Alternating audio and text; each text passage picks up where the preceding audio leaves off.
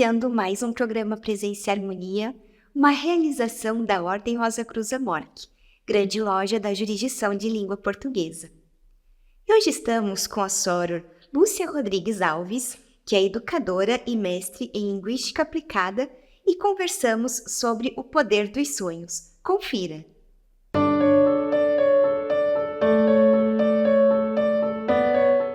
Soror Lúcia, que bom recebê-la mais uma vez aqui no programa Presença e Harmonia. Muito obrigada por atender ao nosso convite. Agradeço, Soror Vivian. Para mim é sempre um privilégio poder estar aqui no Presença e Harmonia, conversando com você e, simultaneamente, com todos os fratres, sorores, amigos da MOR, pessoas que acompanham aqui as nossas transmissões, né? Esse trabalho tão interessante, tão rico que a nossa grande loja realiza. Bom, então hoje o nosso tema é justamente os sonhos.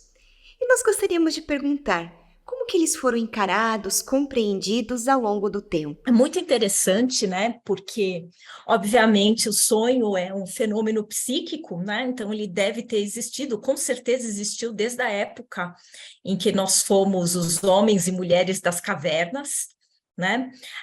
Imagino o quanto naquela época era assustador, porque foi um período da nossa evolução em que a gente tinha pouquíssimo autoconhecimento, né? Mas a gente vê dentro da história, dos contos, das lendas, esse fenômeno do sonho sendo reportado inúmeras vezes, e ainda com uma coisa de deslumbramento, né? Então, quer dizer, sonhos encarados como presságios, como alguma coisa que podia, dependendo da cultura, podia ser algo ruim, né? Ter sonhos, e determinados sonhos eram vistos como coisas ruins, como mensagens dos demônios ou de lugares estranhos, de penumbra. Agora, em outros contextos, a gente vai vendo que os sonhos começam a ser conectados também com coisas positivas, com mensagens dos deuses, né? Os sonhos, eles começam a aparecer nos textos sagrados. Então, a gente vai ver, por exemplo, Maria recebendo a mensagem de que ela será a mãe de Jesus através de um sonho. A gente começa a perceber essa correlação dos sonhos com mensagens de um mundo além deste mundo. E então, assim, é muito curioso que a gente vai vendo que o fascínio que a humanidade tem por esse processo psíquico, porque ele é um processo involuntário, né? Em certa medida, ele é um processo que a gente pode tentar bloqueá-lo pela nossa condição e pela nossa condição psicológica. A gente tente bloqueá-lo, ele ocorre com alguma periodicidade. E eu acho que os sonhos vão ganhar, principalmente na cultura ocidental, vão ganhar muito protagonismo com os trabalhos de Freud e, na sequência, com os trabalhos do seu discípulo Jung, né, que vai aí aprofundar justamente os símbolos mais importantes ligados aos sonhos, e a questão da interpretação dos sonhos até como uma forma uma forma de trabalho terapêutico. Então, a gente tem uma grande jornada, né? E o rosacrucianismo, ele dá muita atenção a essa questão desse fenômeno psíquico tão interessante que é os sonhos, né? Então, acho que é um pouquinho disso que a gente vai conversar também agora nesse papo. A soror acabou de comentar a respeito do Freud e do Jung. Mas e hoje? Quais são as maiores vertentes quando analisamos os sonhos como fenômeno? Pois é, e uma das coisas que eu sempre falo, né, e que a Ordem Rosa Cruz menciona com bastante frequência, é que nós, enquanto místicos, nós temos que entender os fenômenos místicos, os fenômenos psicológicos, os fenômenos psíquicos, tudo aquilo que tem a ver com a nosso aspecto interior, mas a gente deve evitar a superstição, né, a especulação, porque é uma linha muito tênue entre os ensinamentos esotéricos e a superstição. Então, hoje, a gente vê movimentos, né, você vai em qualquer... bom, eu sou da época da banca de jornal, hoje não tem mais banca de jornal, não tantas, né, hoje é tudo na internet, assim, seja na banca de jornal, há uns 15 anos atrás, que você ia lá e tinha dicionário de sonhos. Você lembra disso, Vivian? Lembro Né? sim. E que vinha lá, hoje tem isso na internet, então só mudou o veículo, né? Então tem lá, você sonhou com rato? Ah, sonhou com rato quer dizer tal coisa. Sonhou com água, se a água era limpa, quer dizer tal coisa, se a água era suja, quer dizer tal coisa. E isso, por muito tempo também, essa questão, né, que a gente vê hoje da vertente supersticiosa dos sonhos, ela é o resultado de um movimento sócio-histórico, né? Então, como a gente falou aqui, né, que como a gente no passado não entendia o que eram essas coisas, a gente tenta criar alguma forma de entendimento. Então, no passado, se conectava o que você sonhava a algum tipo de mensagem que vai ser igual para todo mundo. Mas justamente aí, graças a todo o estudo de Freud, de Jung, e tudo aquilo que a gente vem com as linhas, né, dos estudos da psicanálise, os estudos da psicologia, né, que são, acho que uma grande base das ciências do século XX, nos mostram que quando a gente olha o lado interior de cada ser humano é um indivíduo totalmente único.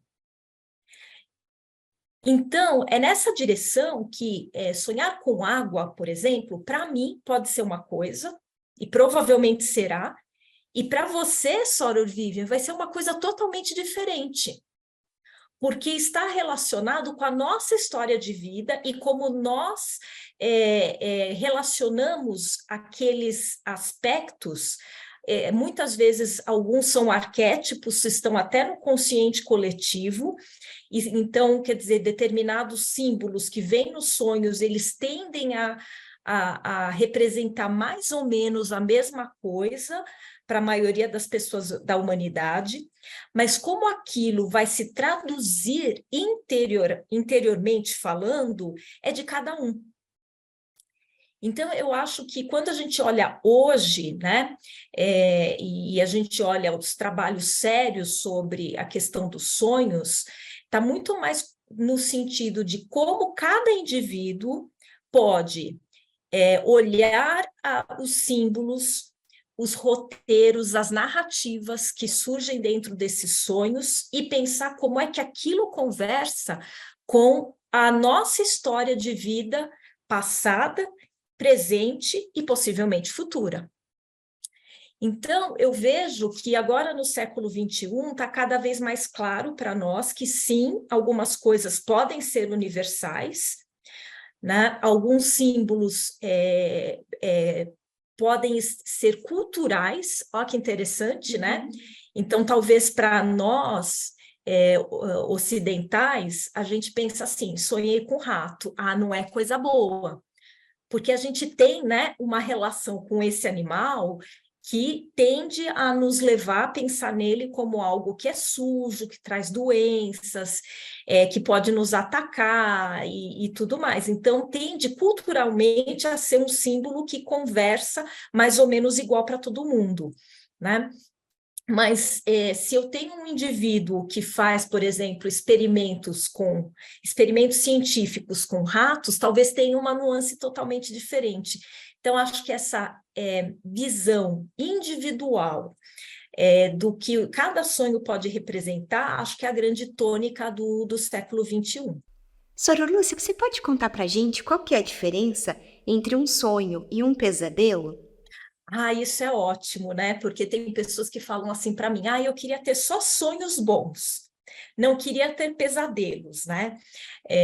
Eu acho que assim, a gente tem bastante claro para nós quando que foi um sonho e quando foi um pesadelo, né? É o efeito psicológico que você sente após aquele episódio. Então, quer dizer, você acorda com uma sensação de bem-estar, com uma sensação de alegria, com uma sensação de contentamento, foi um sonho. Você termina aquilo com uma sensação de angústia, de medo, de receio, foi um pesadelo. Mas assim, também é muito interessante, e eu sinto, eu tenho muita vivência com esse tipo de sonho, em que não é exatamente muito claro se ele é um sonho ou se ele é um pesadelo. Porque eu sou uma pessoa muito sonhadora, eu sonho muito, todas as noites, e às vezes me parece que eu passei a noite inteira sonhando. E por isso até que eu procurei estudar, né, bastante essa questão dos sonhos. E tem sonhos em que eu estou ali numa situação de dificuldade e que eu tenho que superar aquela dificuldade. E aí eu vou, né, ao longo do sonho, buscando saídas e alternativas. Então, assim, é um misto de apreensão, porque eu estou dentro daquele sonho com alguma dificuldade, mas também, ao mesmo tempo, de aquele sentido de aventura, de vou conseguir, de vai dar certo, de que... Então, assim, isso aí vai ser um sonho ou um pesadelo? Né? Então, assim, eu acho que na medida que a gente vai também se permitindo olhar para o processo, os processos dos sonhos como algo natural, a gente vai distanciando esses dois extremos e tendo sonhos cada vez mais igual à vida. Né? A vida, ela tem momentos em que a gente é super feliz e momentos que a gente é muito triste, mas esses momentos são pontuais. No dia a dia, a gente tem um misto das duas coisas. Né? Então, eu acho que também a gente, provavelmente, neste século, vai começar a olhar cada vez mais para os sonhos fora desse binário do sonho ou pesadelo, né? Sendo, na verdade, uma coisa mais mista. Quais são os principais tipos de sonhos que existem? Se é que a gente pode falar dessa maneira. Então, principalmente ao longo do século passado, a gente procurou trazer algum tipo de classificação para os sonhos, né? Como eu disse aqui, muitas vezes os sonhos, assim, ele é um fenômeno psíquico tão complexo que não é muito simples da gente fazer essas categorias. Mas, assim, elas existem e possivelmente, se você pegar o sonho que você teve ontem à noite, Sora Vivian, você vai ver que pode ser que seja um misto de duas coisas ou três coisas ao mesmo tempo, né? Mas eu acho que, assim, a gente poderia dizer que a gente tem sonhos psicológicos que tendem às vezes, ser até pesadelos, porque eles têm como objetivo apontar alguma coisa que está acontecendo de errado, que está no dia a dia causando para a gente frustração, aflição, angústia, e que a gente não quer olhar para aquele fenômeno e tentar resolver.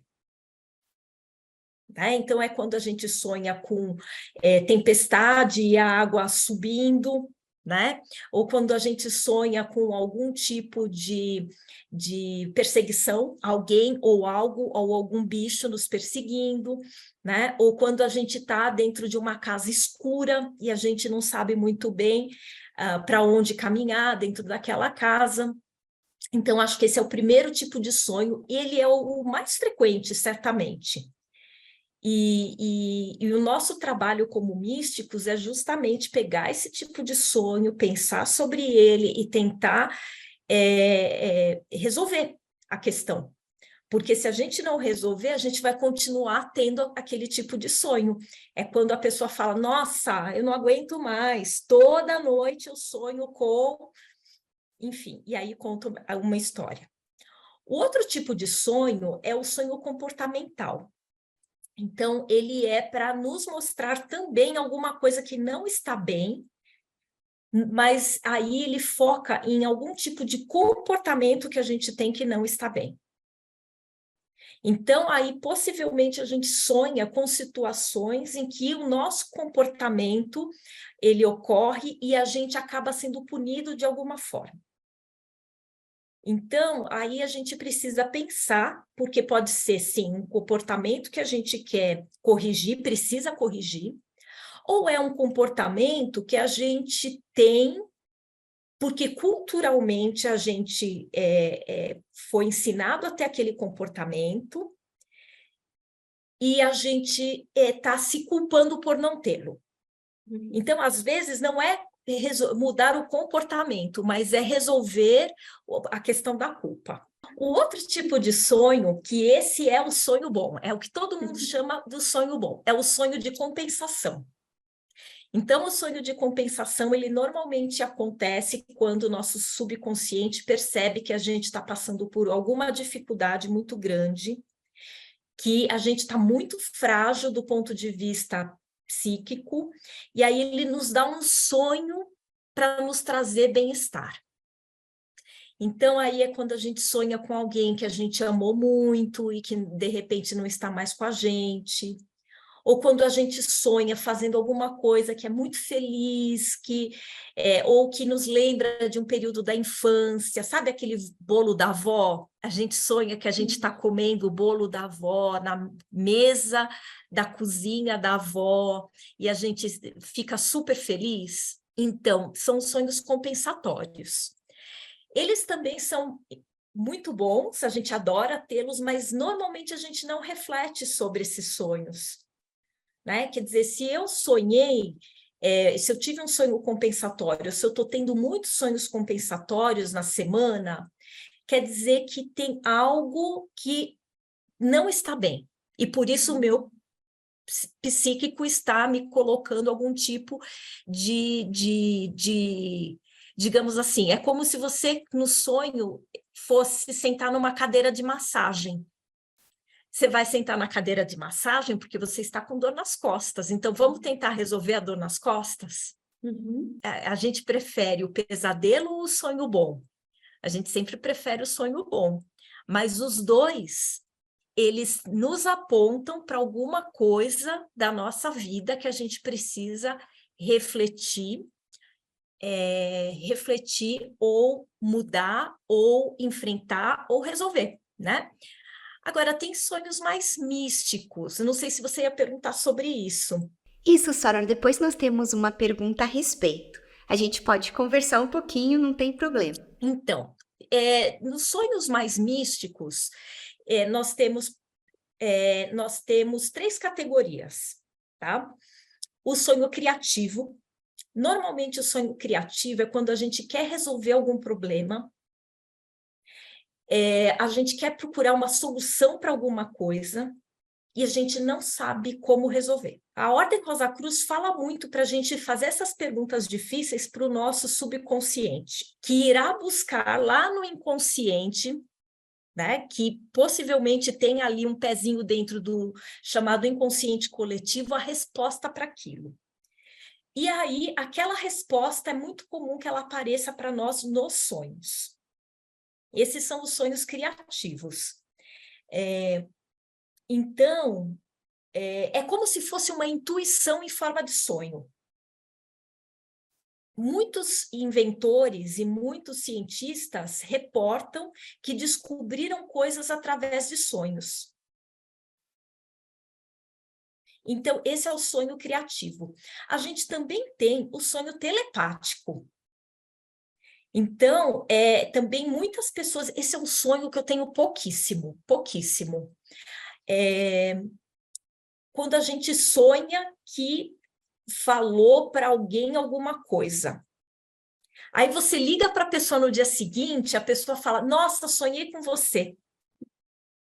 né? Então, esse sonho, ele não acontece por brincadeira. Falar, essa noite eu vou fazer e vou mandar um sonho telepático para a Soror Vivian. Não, normalmente, de novo, ele é um processo voluntário, mas involuntário. A gente sente o desejo de se comunicar com outra pessoa e o nosso inconsciente faz isso através de um sonho. Né? Então, existe uma conexão telepática que é criada voluntariamente e aquilo se concretiza através do canal do sonho. E depois tem os sonhos que são muito raros, que são os sonhos místicos.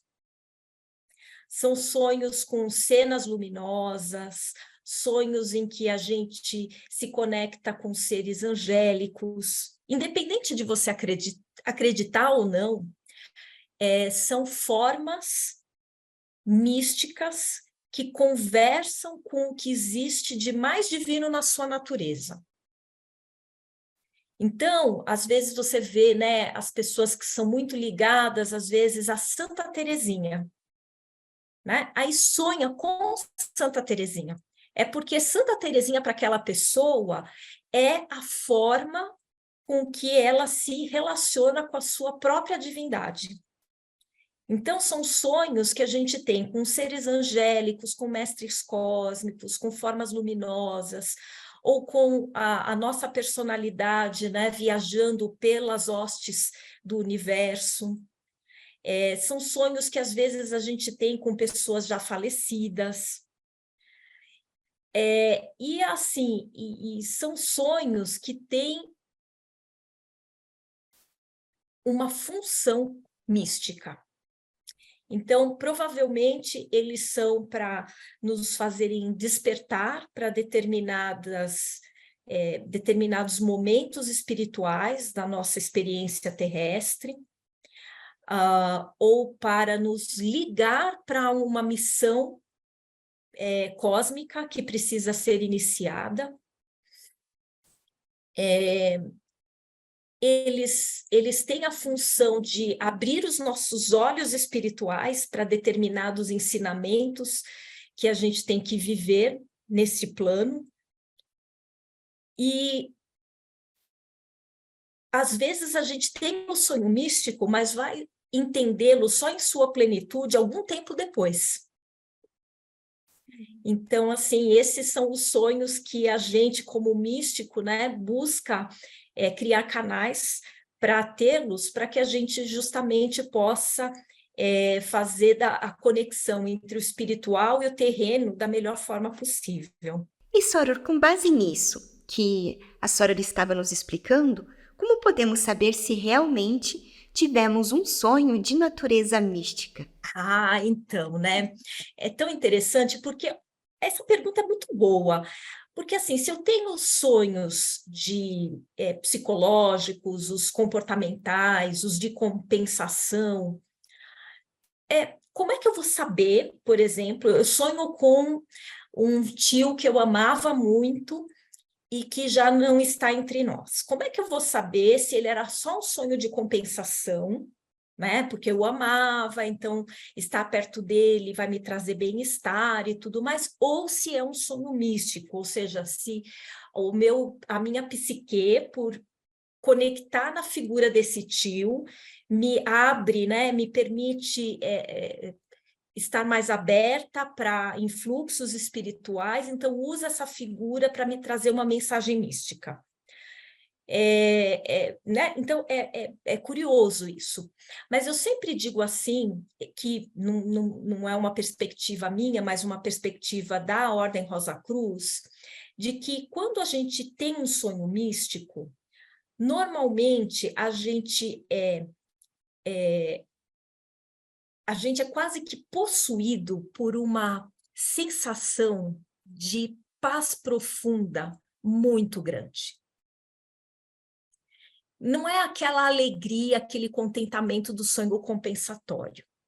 É um sentimento assim que toma todo o nosso corpo, todas as células, que faz o coração ficar assim como se ele estivesse pulsando 3 vezes mais rápido.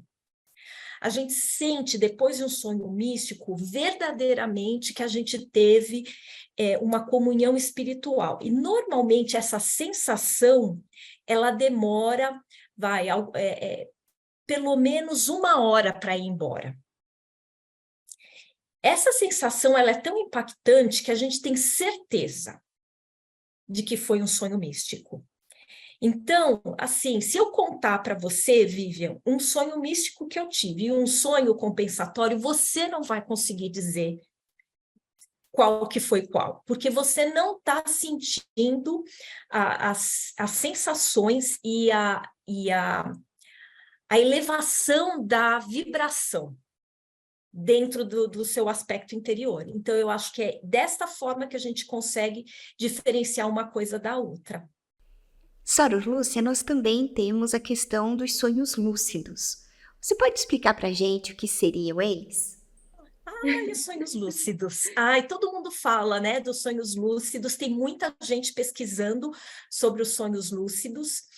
E eu vou dizer que eu tenho, lembra que eu falei que eu tenho pouquíssima vivência com sonhos telepáticos, mas eu tenho muita vivência com sonhos lúcidos. E os sonhos lúcidos é quando você é capaz de tomar decisões dentro do teu sonho. E para mim foi uma experiência muito interessante, porque eu tinha um sonho psicológico que um determinado monstro sempre vinha atrás de mim. Era sempre o mesmo monstro. E ele vinha atrás de mim dentro de uma casa. Então, eu me escondia dele. Eu me escondia dentro do guarda-roupa, embaixo da cama, debaixo da coberta, dentro de um baú. Eu sempre me escondia do monstro. E um belo dia, eu já estava tão exausta de sonhar com aquele monstro, gente, juro, assim, foram anos sonhando com o tal do cara.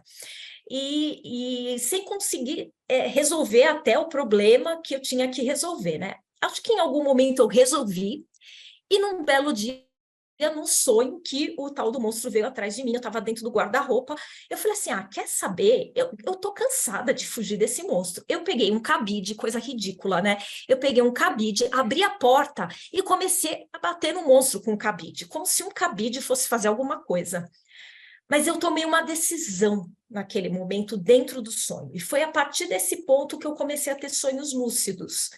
Então, talvez eu tenha descoberto ali como é que eu faço para tomar decisões dentro do sonho. Você até consegue decidir qual é a narrativa, qual vai ser a próxima etapa do sonho. E esse tipo de sonho, ele é pouco comum, né? Mas ele também nos ajuda muito a entender os momentos que a gente está vivendo e até a tomar decisões sobre o que a gente está vivendo na vida terrena, a partir das decisões que a gente toma dentro do sonho, porque dentro do sonho é só você. Então, no fundo, você pode decidir até como os outros personagens do sonho vão reagir em relação ao que está acontecendo. Então, esse é um sonho muito poderoso, muito místico também, porque ele conversa direto, né? Ele faz esse canal entre a vida terrena e nosso eu interior.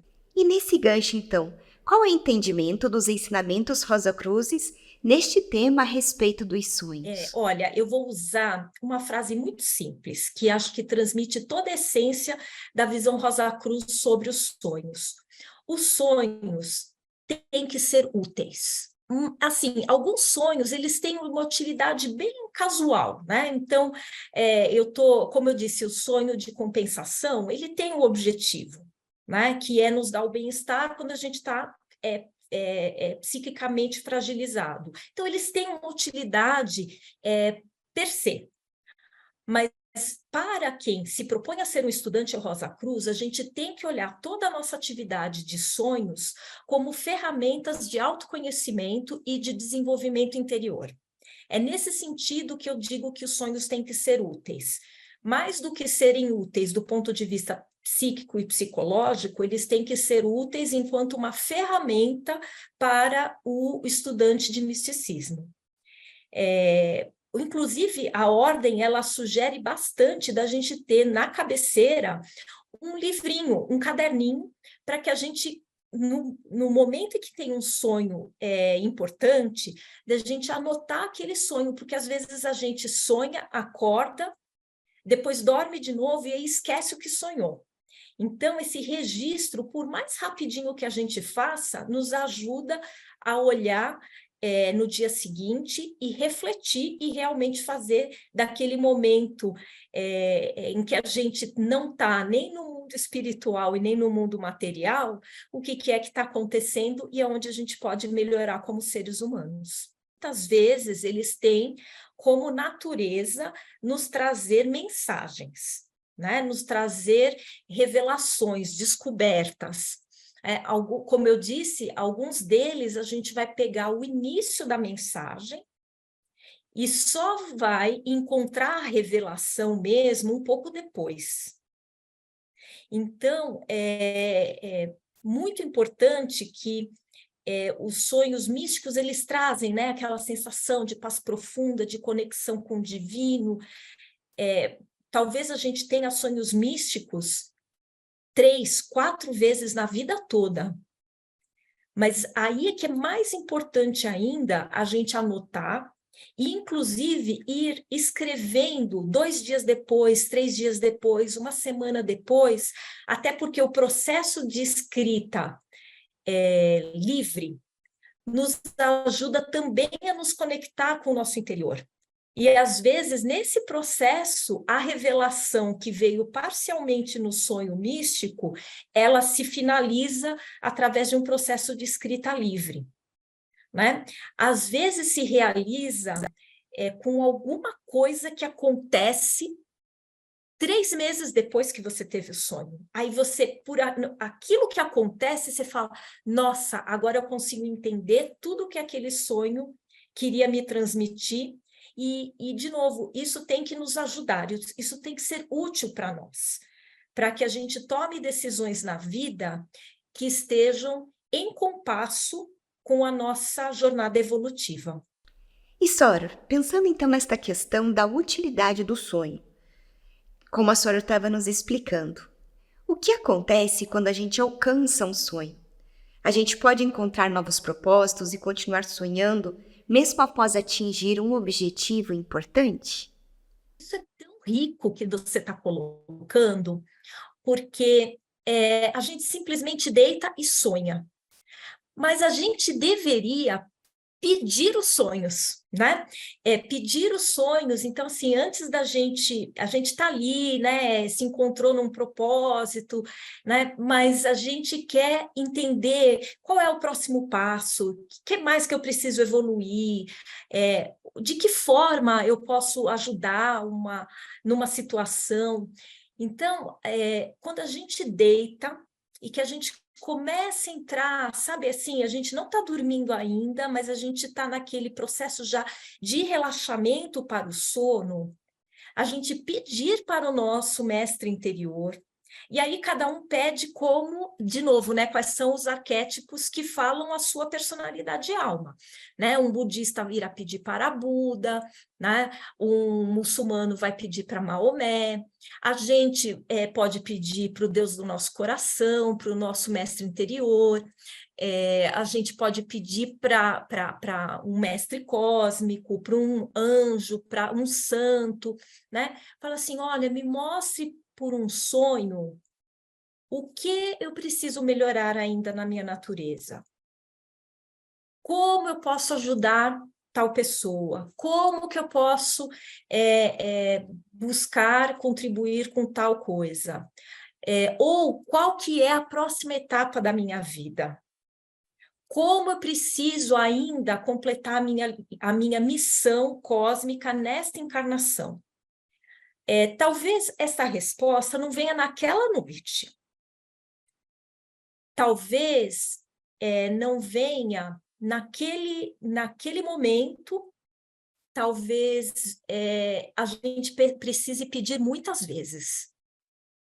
Mas o nosso inconsciente, ele, em algum momento, ele, por meio do nosso subconsciente, vai trazer isso à tona. Então, e isso ajuda também, Soror Vivian, aquelas pessoas que sonham pouco. Ah, eu quase nunca sonho.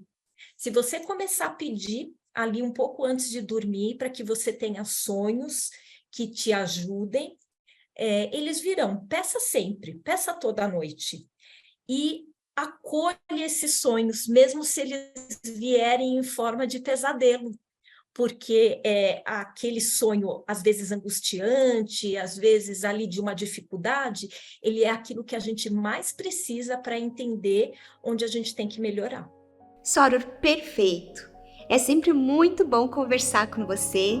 A gente fica muito feliz quando nós podemos publicar uma conversa contigo e ver a reação dos fratres e sorores e dos simpatizantes aqui no canal com o que a Soror nos transmite. Muito obrigada! Eu que agradeço, eu espero que essa conversa que a gente teve aqui, Soror Vivi, inspire os nossos fratres e sorores, né? Todas as pessoas que tiverem contato aqui com esse Presença e Harmonia, para que a gente seja cada vez mais sonhadores, até porque os sonhos, eles também nos inspiram para coisas boas que a gente possa fazer na vida, né? O grande sonhador da noite, ele também vira aquele sonhador do dia, que sonha com os olhos abertos, né? Então, que essa inspiração esteja em todos os nossos corações.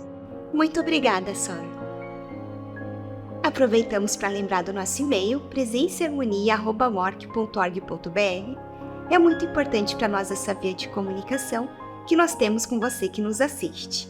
Agradecemos a participação conosco hoje e até o nosso próximo encontro.